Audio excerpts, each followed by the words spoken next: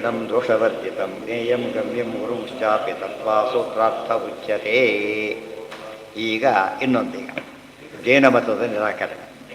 ಶಾದ್ವಾದಿ ಮತಂ ದೂಷಯತಿ ಓಂ ನೈಕಸ್ಮಿನ್ ಅಸಂಭವಾತ್. ಓಂ ನೈಕಸ್ಮಿನ್ ಅಸಂಭವಾತ್. ಶಾದ್ವಾದಿಗಳು ಅಂತ ಅವರ ಹೆಸರು. ಏನು ಹಾಗಂದರೆ ಸ್ಯಾತ್ ಅಸತ್, ಸತ್ ಸ್ಯಾತ್ ಸದಸತ್ ಸ್ಯಾತ್, ತಥೋ ಅನ್ಯಚ್ಚ ಸ್ಯಾದಿತ್ಯೇತತ್ ನ ಏಕಸ್ಮಿನ್ ಯುಜ್ಯತೆ ಅದೃಷ್ಟತ್ವೇನ ಅಸಂಭವ. ಒಂದೇ ವಸ್ತುವಿನ ಬಗ್ಗೆ ಇದೇ ಇಲ್ಲ ಅಷ್ಟೇ, ಇನ್ನೇನು ಹೇಳಕ್ಕೆ ಬರೋದಿಲ್ಲ. ಮೂರನೇದು ತದಸತ್ ಕಾಂಟ್ರಡಿಕ್ಷನ್ನು. ನಾಲ್ಕನೇದನ್ನು ಒಪ್ಕೊಂಡ್ರಿ ಇವರು ಮಾಯಾವಾದ. ನಾಲ್ಕನೇ ಸ್ಟೇಜ್ ಒಪ್ಕೊಂಡ್ರು. ಅದಕ್ಕೆ ಹೇಳ್ತಾರೆ ಎರಡನೇ ಸ್ಟೇಜ್, ಒಂದು ಸ್ಟೇಜೇ ಎರಡು ಸ್ಟೇಜೆ, ಮೂರನೇ ಸ್ಟೇಜೇ ಕಾಂಟ್ರಡಿಕ್ಷನ್. ನಾಲ್ಕನೇ ಎಲ್ಲಿ ಬಂತೀಗ? ಇರೋದೇ 2 ಫ್ಲೋರ್ನಾಗ ನಾವು 4th ಫ್ಲೋರ್ ಹೇಗೆ ಬರುತ್ತೆ ನಿಮಗೆ ಅಂತ ಕೇಳಿದರು. ಇವ್ರು ಹಾಗಲ್ಲ, 7th ಫ್ಲೋರ್ವರೆಗೂ ಹೋಗ್ತಾರೆ ಇವರು. ಎಲ್ಲಿ ಬ್ಲಾಸ್ಟ್ ಆಯ್ತು ಇವರು ಬಾದ? 3ನೇ ಕೇಸ್ಗೆ ಹೊರಟೋಯ್ತು. ಶಾತ್ ಇರ್ಬೋದು, ಇಲ್ಲದೇ ಇರ್ಬೋದು, ಇದ್ರೂ ಇರ್ಬೋದು, ಇಲ್ಲದೇ ಆದರೂ ಇಲ್ಲ, ಹಾಗೂ ಆಗ್ಬೋದು, ಅದಕ್ಕೆ ವಿರುದ್ಧನೂ ಆಗ್ಬೋದು ಬೇಕಾದರೆ. ಹೀಗೆಲ್ಲ ಮಾತಾಡ್ತಾರೆ. ಅದಕ್ಕೆ ಸಪ್ತಭಂಗಿ ನಯ ಅಂತ ಹೆಸರು ಅವರಿಗೆ. 7 ಸ್ಟೇಜಲ್ಲಿ ಹೋಗ್ತಾರೆ. 4ನೇ ಸ್ಟೇಜ್ ಹೋಗ್ತಾರಿಗೆ ಕತೆ ಮುಗೀತು. ತಪ್ಪು. ಅದಕ್ಕೆ ನೈಕಸ್ಮಿನ್ ಅಸಂಭವ. ಒಂದರಲ್ಲಿ ಏನಿರಲಿಕ್ಕೆ ಸಾಧ್ಯ ಇಲ್ಲ. ಶಾತ್ ನ ಸ್ಯಾತ್ ಶಾತ್ ನ ಸ್ಯಾತ್ ಸದಸ ನ ಸ್ಯಾತ್ ನ ಸತ್ ಸ್ಯಾತ್ ಇವೆಲ್ಲ ಹೇಳಕ್ಕೆ ಬರೋದಿಲ್ಲ. ಮತ ಸರಿಯಲ್ಲ. ಈ ವಾದ ಅವರಿಗೂ ಎಕ್ಸ್ಟೆಂಡ್ ಆಗುತ್ತೆ. ಮತ್ತೆ ಇದರಲ್ಲಿ ಈ ಭಾಗ ಇಬ್ಬರು ಮತ ಫಾಲೋ ಮಾಡ್ತಾ ಲೆಕ್ಕ ಅವರು. ಚತುರ್ಥ ಪ್ರಕಾರನೇ ಇಲ್ಲ. ಇನ್ನು ಇದರಲ್ಲಿ ಪಂಚಮ ಪ್ರಕಾರ ಇಲ್ಲಿ ಬರ್ತದೆ. ಸಪ್ತಮ ಪ್ರಕಾರದ್ದು ಕಥೆನೂ ಮಾಡಾಗಿಲ್ಲ. ಓಂ ಏವಂಚ ಆತ್ಮಾಕಾರ್ಷ್ಣ್ಯಂ. ಒಂದು ದೋಷ ಬಂತೀಗ. ಜಗತ್ತಿನ ಬಗ್ಗೆ ಅವ್ರು ಕೊಟ್ಟ ಕಲ್ಪನೆ ಇವ್ರ ಕಲ್ಪನೆ ಹೇಗೋ ಹಾಗೆ ಇತ್ತು. ಅವ್ರನ್ನ ಖಂಡನೆ ಮಾಡಬೇಕಾದ್ರೆ ಮಾಯಾವಾದಿಗಳು ಕೂಡ ಏನಂತ ಖಂಡನೆ ಮಾಡ್ತಾರೆ? ಏನು ಹಾಗಂದ್ರೆ ಅರ್ಥ ಇರೋದೇ 2. 4ನೇ ಎಲ್ಲಿ ಹೇಳ್ತಿದ್ದು ಬೈತಾರೆ, ತಾವು ಫಾಲೋ ಮಾಡ್ತಾರೆ. ಆಗ ವೇದ ಅಪ್ರಮಾಣ ಅಂತ ಹೇಳಿದ್ರೆ ಬೈದು ಕೊನೆ ಒಪ್ಪಿಕೊಂಡು ಅತತ್ವ ವೇದಕ ಅಂತ ಹೇಳಿದ್ರೆ ಹಾಗಾಗಿ ಜೀವಸ್ಯ ಇನ್ನೊಂದು ದೋಷ ಇದೆ. ಜೀವನ ಸೈಜ್ ಎಷ್ಟಪ್ಪ ಅಂತ ಪ್ರಶ್ನೆ ಈಗ. ಜೀವನ ಸೈಜ್ ಎಷ್ಟು ಅಂತ ಕೇಳಿದರೆ ಅವ್ರು ಏನು ಹೇಳ್ತಾರೆ ಗೊತ್ತಾ?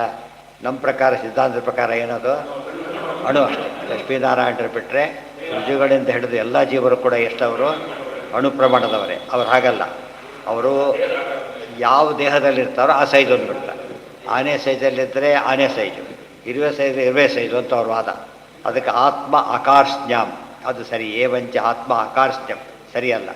ಜೀವಸ್ಯ ಶರೀರ ಪರಿಮಿತತ್ವ ಅಂಗೀಕಾರೇ ಅಣ್ವಾದಿ ಶರೀರಸ್ಥಸ್ಯ ಹಸ್ತ್ಯಾದಿ ಶರೀರೇ ಆಕಾರ್ಷ್ಣ್ಯಂ ಸ್ಯಾತ್. ಅಲ್ಲಿ ಹೇಳ್ತಾರೆ ಹಾಗಿದ್ದರೆ ಈ ಜೀವ ಒಬ್ಬನು ಇರುವೆ ಜೀವ ಇದ್ದಾನೆ, ಆನೆಯಾಗಿ ಹುಟ್ಟಿದ. ಏನು ಮಾಡಬೇಕು ಅವನೀಗ? ಆನೆ ಸೈಜ್ ಬರಬೇಕಾದ್ರೆ ಏನು ಮಾಡಬೇಕು ಅವನೀಗ? ವಿಕಾರ ಹೊಂದಬೇಕು. ಅಂದರೆ ಸಾಧ್ಯ ಇಲ್ಲ. ಈಗ ಆನೆ ಶರೀರ ಅವನು ಅಣುವಾಗಿ ಹುಟ್ಟಿದ, ಅವನೇನಾಗಬೇಕೀಗ? ಸಿಂಪಲ್. ಅವನು ಚಿಕ್ಕ ಮಗುಗೆ ದೊಡ್ಡವನು ಡ್ರೆಸ್ ಹಾಕಿಬಿಟ್ಟ, ಏನಾಯ್ತು? ಲೂಸ್ ಆಗಿ ಓಡಾಡ್ತಿರ್ತ. ಅಥವಾ ದೊಡ್ಡವನು ಡ್ರೆಸ್ ಚಿಕ್ಕವನು ದೊಡ್ಡ ಡ್ರೆಸ್ ಹಾಕಿಬಿಟ್ಟು ಹರಿದೋಗ್ಬಿಡೋದು, ಪೀಸ್ ಆಗೋಗ್ಬಿಡೋದು. ಒಪ್ಪರು ದೇಹದ ಸೈಜ್ ಏನೇ ಆದರೂ ಕೂಡ ಅವನು ಇನ್ನೊಂದು ಸಮಸ್ಯೆ ಇದೆ. ಯಾವಾಗ ಈ ಥರ ಚೇಂಜಸ್ ಬರುತ್ತೋ, ವಿಕಾರ ಬಂದಾಗ ಅದು ಅನಿತ್ಯ ಆಗಿದೆ. ಜೀವನಿತ್ಯತ್ವ ಹೊರಟೋಯ್ತು. ಜೀವನಿತ್ಯತ್ವ ಇರಬೇಕಾದ್ರೆ 2 ಅಣುವಿಗೂ ನಿತ್ಯತ್ವ ಒಪ್ತೇವೆ, ಮಹತ್ವಗೂ ನಿತ್ಯತ್ವ. ಆಕಾಶ ಎಕ್ಸಾಂಪಲ್ ಅದಕ್ಕೆ, ಅಣು ಎಕ್ಸಾಂಪಲ್ ಇದಕ್ಕೆ. ಅದು ದೇವರಿಗೆ ಏನಿದೆ ಈಗ? ಮಧ್ಯಮ ಪರಿಮಾಣ ಇಲ್ಲ. ಯಾಕೆ ಅಂದರೆ ಸರ್ವತ್ರ ವ್ಯಾಪ್ತ ಮಧ್ಯಮ ಪರಿಮಾಣ ಇಲ್ಲಿ ಬರ್ತದೆ. ನಾನು ತಮ್ಮನ ಮಧ್ಯಮ ನ ಪುನಸ್ತವಾದಿಂ ಪಶ್ಯಾಮಿ ವಿಶ್ವೇಶ್ವರ ವೈಶ್ವರೂಪ. ದೇವರದ್ದು ವ್ಯಾಪ್ತ ರೂಪ ಇದು. ಸರ್ವತ್ರ ವ್ಯಾಪ್ತ ಅಂದಮೇಲೆ ಮಧ್ಯಮ ರೂಪ ಪ್ರಶ್ನೆನೇ ಬರಲಿಲ್ಲ. ಆ ಮಧ್ಯಮ ರೂಪದೊಳಗೆ ಇರ್ತಾನೆ, ಆ ವಿಚಾರ ಬೇರೆ. ಮಧ್ಯಮ ರೂಪದೊಳಗೆ ಅನ್ನೋದು ಇರ್ತಾನೆ, ಆದರೆ ಅವನಿಗೆ ಮಧ್ಯತ್ವ ಇಲ್ಲ. ಆದರೆ ಇವ್ರಿಗೆ ಹಾಗಲ್ಲ. ಆತ್ಮನಿಗೆ ಹೇಳಿದ್ದರಿಂದ ಅವರು ಆ ವಾದ ಸರಿ ಹೋಗೋದಿಲ್ಲ. ಅವ್ರು ಪುನರ್ಜನ್ಮ ಒಪ್ತಾರೆ. ಆಶ್ಚರ್ಯ. ಪುನರ್ಜನ್ಮ ಒಪ್ಪಿದ ಮೇಲೆ ಅವ್ರು ಬರೋದಿಲ್ಲ ಅಂದರೆ ಬೇರೆ ದೋಷ. ಏನು ದೋಷ? ಅದಕ್ಕೆ ಮಧ್ಯಮ ಪರಿಮಾಣ ಹೊಂದಿರಬೇಕೇ ದೋಷ. ಮಧ್ಯಮ ಪರಿಮಾಣದ ವಸ್ತು ಏನಲ್ಲ, ಯಾವಾಗಲೂ ಕೂಡ ನಿತ್ಯ ಅಲ್ಲ.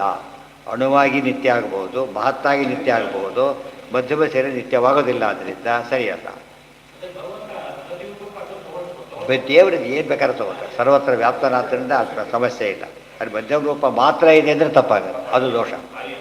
ಓಂ ನಚ ಪರ್ಯಾಯಾದ ಪವಿರೋಧೋ ವಿಕಾರಾದಿಭ್ಯ. ಓಂ ಆಗ ತತ್ತತ್ ಶರೀರಸ್ಯ ತತ್ತತ್ ಪರಿಮಾಣತ್ವಮಿತಿ ನ ಮಂತವ್ಯಂ ವಿಕಾರಿತ್ವಾದ ಅನಿತ್ಯತ್ವ ಪ್ರಸಕ್ತೇ. ಆದ್ದರಿಂದ ಇದರಲ್ಲಿ ಆಕಾಶನೇ ಹೇಳಿದರು, ಇದರಲ್ಲಿ ವಿಕಾರ ಹೇಳಿದರು. ವಿಕಾರ ಬಂದರೆ ಅನಿತ್ಯತ್ವ ಬರಬೇಕು. ಆದ್ದರಿಂದ ಸರಿಯಲ್ಲ. ಓಂ ಅಂತ್ಯಾವಸ್ಥಿತೇಶ್ಚ ಉಭಯ ನಿತ್ಯತ್ವಾದ ವಿಶೇಷಾತ್ವಂ. ಅಂತ್ಯಾವಸ್ಥಿತೇಶ್ಚ ಉಭಯ ನಿತ್ಯತ್ವಾದ ವಿಶೇಷಾತ್ವಂ. ಪರಿಣಾಮಾಭಾವೇ ಸ್ವರೂಪಾಭಾವ ಪ್ರಾಪ್ತ್ಯ ಅಂತ್ಯಪರಿಮಾಣ ಸ್ಥಿತೇ ತದರ್ಥತ್ವೇನ ಶರೀರಸ್ಥಿತಿರುಭಯ ನಿತ್ಯತ್ವಾತ್ ಅವಿಶೇಷೇಣ ಸರ್ವಶರೀರ ನಿತ್ಯತ್ವ ಸ್ಯಾತ್ ಇತಿ. ಪರಿಮಾಣ ಇಲ್ಲದೆ ಹೋದರೆ ಸ್ವರೂಪಾಭಾವ ಪ್ರಾಪ್ತಿ. ಅದು ಪರಿಮಾಣನೇ ಇಲ್ಲ, ತಲೆಗೆಡ್ಸ್ಕೋಬೇಡ್ರಿ ಅಂದರೆ ಇರಲ್ಲಿ ಇಲ್ಲೇ ಇಲ್ಲ ಅಂತ ಅರ್ಥ. ಶಶಿಭೂಷಣ ಸೈಜ್ ಅಷ್ಟೊತ್ತು ಏನು ಹೇಳ್ಬೇಕೀಗ? ಶಶಿಭೂಷಣಕ್ಕೆ ಒಂದು ಬಟ್ಟೆ ಹೊಲಿಸ್ಬೇಕಾಗಿದೆ, ಶಶಿಭೂಷಣದ ಬರ್ಕೊಡಿ ಅಂತ ಇಲ್ಲೇ ಇಲ್ಲ ಪದಾರ್ಥ. ಆದ್ದರಿಂದ ಸರಿಯಲ್ಲ. ಅಂತೆ ಸರಿ ಪರಿಮಾಣ ಇಲ್ಲ ಅಂತ ಹೇಳೋಗಿಲ್ಲ, ಆ ದೇಹದ ಪರಿಮಾಣ ಒಪ್ಪಾಗಿಲ್ಲ, ವ್ಯಾಪ್ತತ್ವ ಅನುಭವ ವಿರುದ್ಧ. ಆದ್ದರಿಂದ ನಿಮ್ಮ ಮತ ಸರಿಯಲ್ಲ. ಸ್ವರೂಪಾಭಾವ ಪ್ರಾಪ್ತ್ಯ ಅಂತ್ಯಪರಿಮಾಣ ಸ್ಥಿತೇ ತದರ್ಥತ್ವೇನ ಶರೀರಸ್ಥಿತಿರುಭಯ ನಿತ್ಯತ್ವ ಅವಿಶೇಷೇಣ ಸರ್ವಶರೀರ ನಿತ್ಯತ್ವ ಸ್ಯಾತ್. ಏನು ಮಾಡಬೇಕಾಗ ಎಲ್ಲ ಸೇರಿ ನಿತ್ಯ ಅಂತ ಕರಿಬೇಕು. ಇಲ್ಲದೆ ಹೋದರೆ ಶರೀರ ಇಲ್ಲ ಅಂತ ಹೇಳಬೇಕು, ಇಲ್ಲ ಆಕಾಶದ ದೋಷ ಹೇಳಬೇಕು, ಇಲ್ಲ ವಿಕಾರ ಹೇಳಬೇಕು. ಇದ್ಯಾವುದು ಸರಿಯಲ್ಲ. ಆದ್ದರಿಂದ ಎಲ್ಲ ಮತ ಖಂಡನೆ ಮಾಡೋಕ್ಕೆ ಹೋಗೋದಿಲ್ಲ. ಯಾವುದನ್ನು ಖಂಡನೆ ಮಾಡ್ತಾರೆ? ಮೇನ್ ತತ್ವ ಮೇನ್ ಹೇಳ್ತಾರೆ, ಅದನ್ನು ಖಂಡನೆ ಮಾಡ್ತಾರೆ. ಎಲ್ಲದನ್ನು ಖಂಡನೆ ಮಾಡಬೇಕಾದ ಕಾರಣ ಇಲ್ಲ. ಪರೀಕ್ಷೆ ಕೂಡ ಎಲ್ಲ ಪರೀಕ್ಷೆಯನ್ನು ಮಾಡಬೇಕು, ಎಂದು ಮುಗಿಬೇಕು ಪರೀಕ್ಷೆ ಅವ್ರಿಗೆ. ಅದಕ್ಕೆ ಇಂಪಾರ್ಟೆಂಟ್ ಯಾವ್ದು ಹಾಸ್ಕೊಂಡು ಕೇಳಿಬಿಡ್ತಾರೆ. ಅದರಲ್ಲಿ ಪಾಸು ಫೇಲು ತೀರ್ಮಾನ ಮಾಡಿಬಿಡ್ತಾರೆ. ಅಲ್ರಿ 4 ಕ್ವಶನ್ ಕೇಳಿ ಪಾಸು ಫೇಲು ಮಾಡ್ತೀರಲ್ಲ, ಅನ್ಯಾಯ ಅಲ್ವ ಪಾಪ ಹುಡುಗನಿಗೆ. 4 ಮಾತ್ರ ಗೊತ್ತಿರಲಿಕ್ಕಿಲ್ಲ ಪಾಪ, ಉಳಿದು ಗೊತ್ತಿರ್ಬೋದಲ್ಲ. ಕೆಲವರಿಗೆ ಹೀಗಾಗತ್ತೆ. ರಸ್ತೆಯಲ್ಲಿ ಅವ್ರು ಯಾಕೆ ಬಂದುಬಿಡ್ತಾರೆ, ಅಲ್ಲ ಸ್ವಲ್ಪ ಓದಿರ್ತಾರೆ, ಅಷ್ಟೇ ಬಂದುಬಿಟ್ಟಿರುತ್ತೆ. ಎಲ್ಲ ಓದಿ ಅದು ಬಿಟ್ಬಿಟ್ಟಿರ್ತಾರೆ. ಅವ್ನು ಲಕ್, ಅದಕ್ಕೆ ಲಕ್ ಅಂತ ಕರೀತಾರೆ. ಕೆಲವರಿಗೆ ಬ್ಯಾಡ್ ಲಕ್, ಎಲ್ಲ ಓದಿ ಅದೇ ಬಿಟ್ಟಿದ್ದು ಅದೇ ಬರಬೇಕಾ, ಆ ಥರ ಆಗುತ್ತೆ. ಇವ್ರು ದಡ್ಡ ಬುದ್ಧಿವಂತರಾಗ್ತಾರೆ, ಬುದ್ಧಿವಂತ ದಡ್ಡ ಆಗಿಬಿಡ್ತಾರೆ. ಇವ್ರ ಪ್ರಕಾರ ವ್ಯವಸ್ಥೆನೇ ಇಲ್ವಲ್ಲ, ಎಂಥ ಸಿದ್ಧಾಂತ ಇದು? ಆದ್ದರಿಂದ ಸಿದ್ಧಾಂತ ಆಗಲಿಕ್ಕೆ ಸಾಧ್ಯ ಇಲ್ಲ ಅಂತ ಖಂಡನೆ ಮಾಡ್ತಾರೆ. ಅಲ್ಲಿ ಈ ದರ್ಶನಗಳ ಕಥೆ ಮುಗಿತು.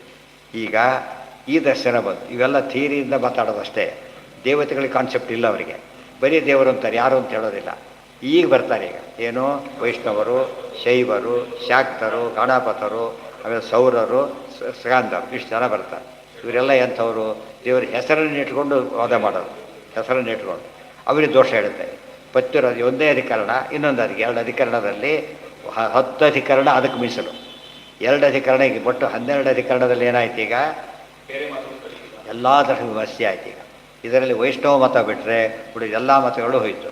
ಮತ್ತು ಯಾರ್ಯಾರ ಒಪ್ಪೋ ವೈಷ್ಣವ ಮತನೂ ಹೋಯಿತು. ಶ್ರೀ ವೈಷ್ಣವ ಮತ ಸೇರಿಸ್ತೇನೋ. ಆದ್ದರಿಂದ ಆ ವೈಷ್ಣವ 6 ಮತಗಳ ಖಂಡನೆ ಆದಾಗ ಲೆಕ್ಕ ಇರ್ತದೆ. ಶುದ್ಧ ವೈಷ್ಣವ ಮತ ಬಿಟ್ಟು ಉಳಿದೆಲ್ಲ ಮತಗಳು ಕೂಡ ಹೋಗೋಗುತ್ತೆ. ಯಾತಕ್ಕೆ? ಹಾಂ, ಇಷ್ಟೊತ್ತು ಮಧ್ವೇಜ ಓದಿದ್ದೀರಿ, ಎಲ್ಲ ಓದಿದ್ದೀರಲ್ಲ. ಹಾಂ, ಅದನ್ನೇ ಮಾಡಿರೋದು. ಈಗ ಅದು ಖಂಡನೆ ಮಾಡಲೇ ಇಲ್ಲ. ಅದಕ್ಕೆ ಅವ್ರು ಏನು ಮಾಡಿದ್ರು, ನಾವು ಖಂಡನೆ ಮಾಡಿ ನೋಡಲಿಲ್ಲ ಅಂದರು. ನಿಮ್ಮ ಖಂಡನೆ ಬಂದಿರೋದು ನೋಡಿದ್ರೆ ಅಂತ ಹೇಳಿದ್ರು. ಗೊತ್ತಾಯ್ತಾ? 2 ಮಾಡಲಿಲ್ಲವಲ್ಲ, ಅದಕ್ಕೆ ಅರ್ಥ ಆಯ್ತಾ? ಇಬ್ಬರು ಹೇಳಿ ಬೌದ್ಧ ಮತ ಖಂಡನೆ ಮಾಡಿದ ತಕ್ಷಣ ಆಟೋಮೆಟಿಕಲಿ ಏನಾಯ್ತು, ಅಲ್ಲಿಗೆ ಹೋಗೇ ಬಿಡ್ತಾಗ. ಯಾಕೆ ಅದ್ರ ಇನ್ನೊಂದು ಫಾರ್ಮ್ ಮಾತ್ರದಿಂದ ಉತ್ತರ ಕೊಟ್ಟಂತೆ ಆಯ್ತಲ್ಲ. ಆಗ A+B ಹೋಲಿಸ್ಕೊಂಡು B+C+ ಹೋಲಿಸ್ಕೊಂಡು ಕೊಟ್ಟಿದ್ದು ಅಷ್ಟೇ. ನೀವು ನೋಡೋದಕ್ಕೆ ABCD ಬೇರೆ ಬೇರೆಯೇ, ವಾಸ್ತವವಾಗಿ ಏನಾದ್ರೆ ಕಾನ್ಸೆಪ್ಟ್ ಒಂದೇ. ನೋಡೋದಕ್ಕೆ ಬೇರೆ ಈಕ್ವೇಷನ್ ಕೊಟ್ಟಾಗ ಲೆಕ್ಕ. ಕೆಲವರು ಇರ್ತಾರೆ ಮಿನಿಮಮ್ ಓದಿರ್ತಾರಲ್ಲ, A+ ಓದಿದ್ರೆ ಬೇರೆ ಹೇಳಿರೋದಿಲ್ಲ, ಪರೀಕ್ಷೆ C++ ಫೇಲೇ ಬಿಡ್ತಾರೋ. ಯಾಕಂದ್ರೆ ಆಗಿಲ್ಲ, ವರ್ಕ್ ಕೊಟ್ಟಿಲ್ಲ ಅಂತೇಳಿ ಆ ಥರ ಕೇಸ್ ಆಗುತ್ತೆ. ಅದನ್ನು ಹೇಗೆ ಒಪ್ತೀರೋ ಇದ್ರ ಒಪ್ಪಲೇಬೇಕಾಗತ್ತೆ. ಸಣ್ಣ ಪುಟ್ಟ ಮೈನರ್ ಡಿಫರೆನ್ಸಸ್ಸನ್ನೇ ಕೌಂಟ್ ಮಾಡಲ್ಲ ಯಾವಾಗ ಕೂಡ. ಕೌಂಟ್ ಆಗೋದು ಯಾವುದು? ಇವತ್ತು ನಮ್ಮಲ್ಲಿ ಮಠಭೇದ ಇದ್ದರೂ ಕೂಡ ಕೌಂಟ್ ಮಾಡಲ್ಲ ಅದನ್ನು. ಉಳಿದು ಸಿದ್ಧಾಂತ ಒಂದೇ ಅಂತ ಹೇಳ್ತಾರಲ್ಲ ಹಾಗೆ. ಇವರಲ್ಲಿ ಎಷ್ಟೋ ವೆರೈಟಿಗಳು ಇವರೆಲ್ಲರಲ್ಲಿ ಬಂದಿದೆಯಲ್ಲ.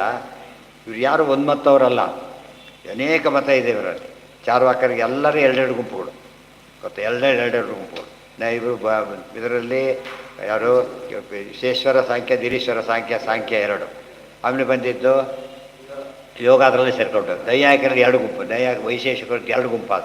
ಮೂಲತಃ ನೈಯಾಯಿಕರೇ ಅವರು 2 ಗುಂಪಾಯಿತು. ಮೀಮಾಂಸಕರು 3 ಗುಂಪಾಯಿತು. ಭಾಟ್ಟರು, ಪ್ರಭಾಕರರು, ಮುರಾರಿ ಅಂತ ಇನ್ನೊಬ್ಬ. ಮುರಾರಿ ಶ್ರುತಿಯಪ್ಪ, ಅವನ ಹೆಸರು ಜಾಸ್ತಿ ಬರಲಿಲ್ಲ, ಅಂತೂ 3 ಆದರು. ಅದ್ವೈತದ ಅವರು 3 ಆದರು. ವಿವರಣಾ ಸ್ಕೂಲ್, ಭಾಮತಿ ಸ್ಕೂಲ್, ಹೀಗೆಲ್ಲ ಅವರು ಇರಾದರು. ಪ್ರತಿಯೊಬ್ಬರಲ್ಲೂ ಕೂಡ ಡಿಫ್ರೆನ್ಸ್, ಅವರಲ್ಲೇ ಖಂಡನೆಗಳು. ನಮ್ಮಲ್ಲಿ ಆ ಥರ ತಾತ್ವಿಕವಾಗಿ ಖಂಡನೆ ಬರಲೇ ಇಲ್ಲ. ಒಂದು ಭಾರಿ ವಿಶೇಷ. ಇತ್ತೀಚೆಗೆ ಶುರು ಮಾಡ್ತಿದ್ದಾರೆ, ಇನ್ನು ಬಂದಿಲ್ಲ ಯಾವುದೂ ಕೂಡ. ಇದು ಮೋಸ ಇಲ್ಲ, ಏನು ಅರ್ಥ ಇಲ್ಲ. ತಾತ್ವಿಕ ವಿರೋಧ ಬಂದಿಲ್ಲ. ಪಾಶುಪತ ಪಕ್ಷಂ ಅಪಾಕರೋತಿ ಪತ್ಯುರಸಾಮಂಜಸ್ಯಾತು. ಈ ಪಾಶುಪತ ಮತವನ್ನು ಹೇಳೋಕ್ಕೆ ಒಂದು ಖಂಡನೆ ಮಾಡ್ತಾರೆ. ಉಳಿದೆಲ್ಲ ಏನು ನಾಡಿದ್ದು ಅಲ್ಲಿಗೆ ಇದು ಅದು. ಆಮೇಲೆ ಉತ್ಪತ್ತಿ ಇನ್ನೊಂದು ಬರುತ್ತೆ. ಓಂ